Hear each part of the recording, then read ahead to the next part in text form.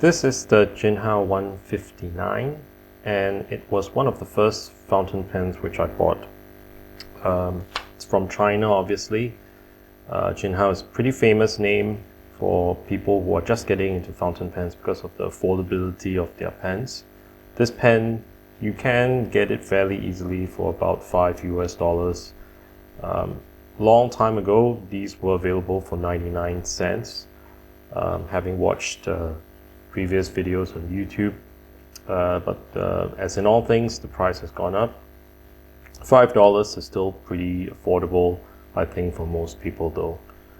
So I'm going to be going through some of the parts of the pen and give a writing sample, and then let you guys know what I feel about this particular pen. So to kind of get the elephant out of the room, in a way, my previous video which I posted was actually on regarding the 159. Maybe I'll put a piece of paper to kind of let you see the contrast a little bit better. So this is the Montblanc 159 on top in black. This is the Jinhao 159 in orange. And the two pens are very similar in terms of their dimension, right? The key difference would be that the Jinhao is ever so slightly shorter. Right? If I put them side by side, you can kind of tell that the Jinhao is just, if I can get it in frame, Jinhao is just very, very slightly shorter, and in the terms of the body, right? And obviously the nib is very much smaller. This is the number 6 nib that Jinhao has, compared to the number 8, number 9 nib which the Montblanc has. But dimensions wise, it's very similar except for the nib. And obviously, the other major difference would be the materials used.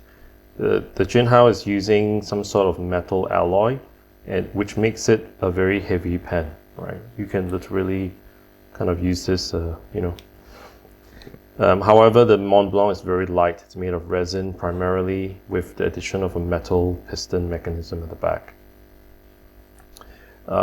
And that could be, the material used could be kind of a positive thing in a way, because the weight of the pen makes it feel quality, right?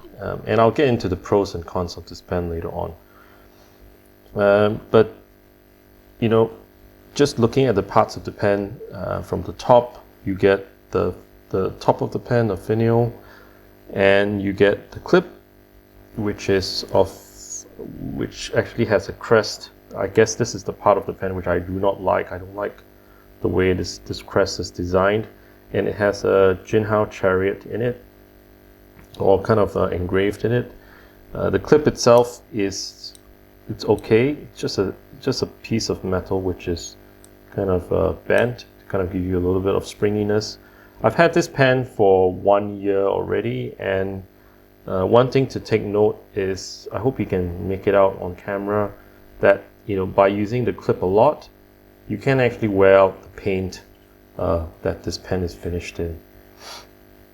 Looking at the cap band, it says Jinhao down here, and there's a number engraved there, 159. The cap is made of metal and it's fairly heavy. It does, however, have plastic threads. The body is also made of metal, obviously compared to the 149, where this part of the pen is a piston mechanism. This one, you can't unscrew it because this is a cartridge converter. When you get the pen, it should come with a converter. It is a decent converter, by the way. It pulls up ink really well. You can normally get a full load of ink pretty easily. Continuing on the body, you can see there's metal threads in the body, and like I mentioned, fairly weighty body area of the pen. Steel threads or metal threads, and then you get kind of a metal section as well. And down there you get the nib, which hopefully you can make out. It says Jinhao. You get the chariot again, and it says 18K GP, which some speculate to mean 18K gold-plated, which I highly doubt it is. You get a plastic feed with lots of fins down there. So this is a medium. I think, at least when I bought this pen, I had no option of getting, any other nib width. You might be able to find different nib widths or even swap nibs from other number 6 size nib manufacturers, right? So that's probably one of the good things about the Jinhao, is that you can actually, if you can squeeze another Joe nib or something like that in there, you can. So, brief writing sample.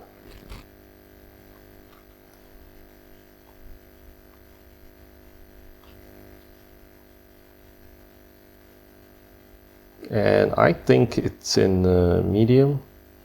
And I've loaded this pen with Sailor Black, which I'm going to write.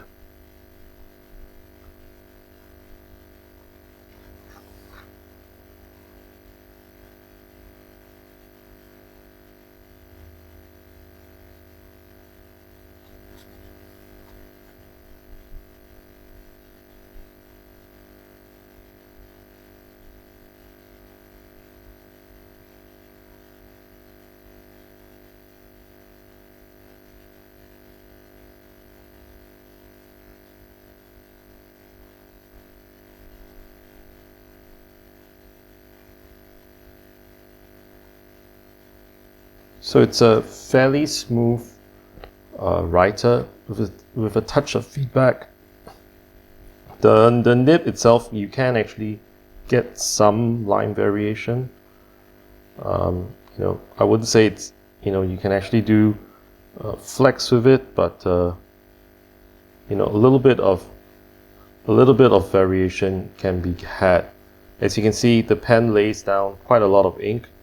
And over time, I think that because I've had this pen for a while, right, the feed actually releases quite a lot of ink.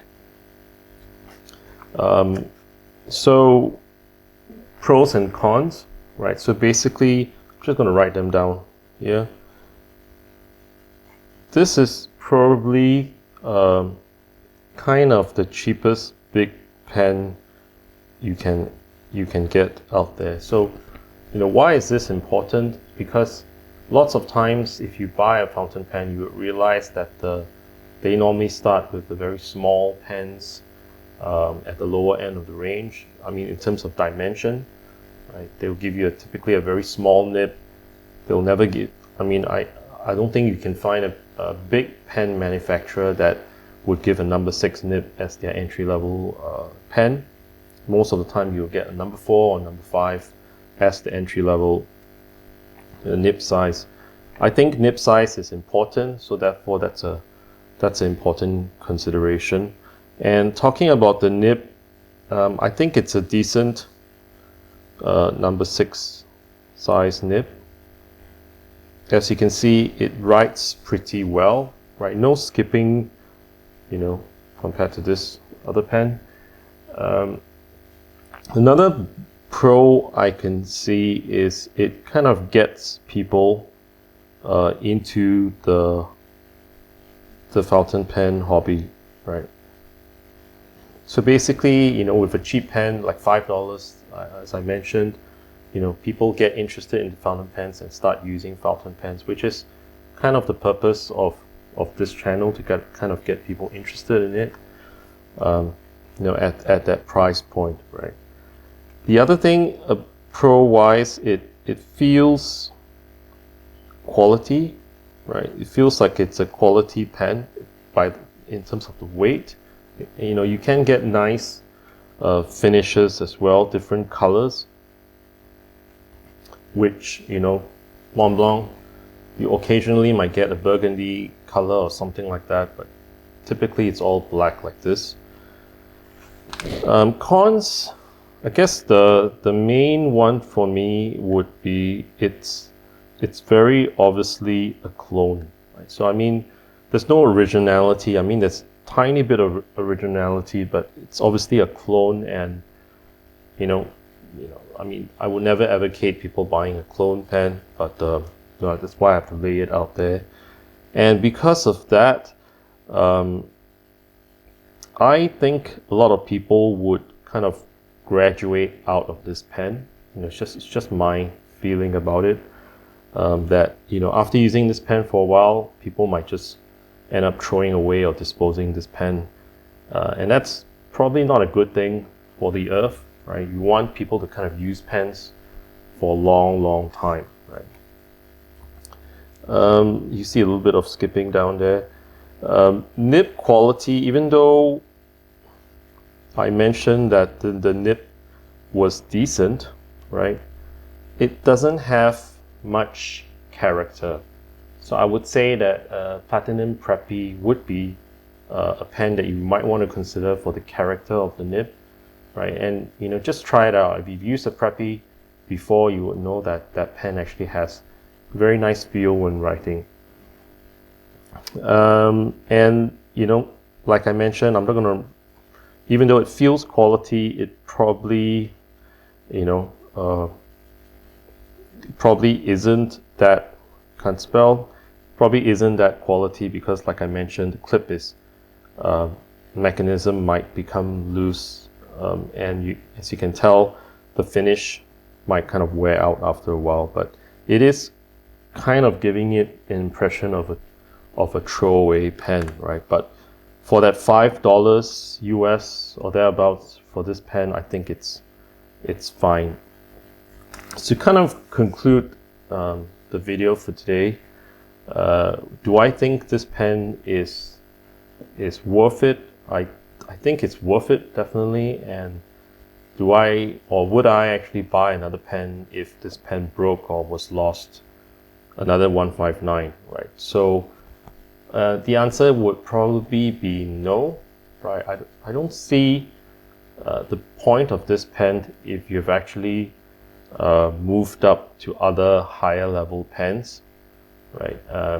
It's probably a pen to kind of get into the hobby, and if your budget for fountain pens kind of can't extend beyond that $5 range, fine, by all means stay with this pen. But for me, you know, I've more or less migrated, you know, or kind of gone up the ladder in terms of fountain pen, in terms of the fountain pen scale.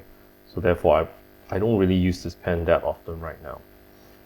So I hope you like, and by the way, I have the black version of this pen to kind of let you take a look. And kind of closing off, you know, I hope you kind of learned something from the video. Please like, comment, and subscribe. And I will see you in the next video. Thank you. Bye-bye.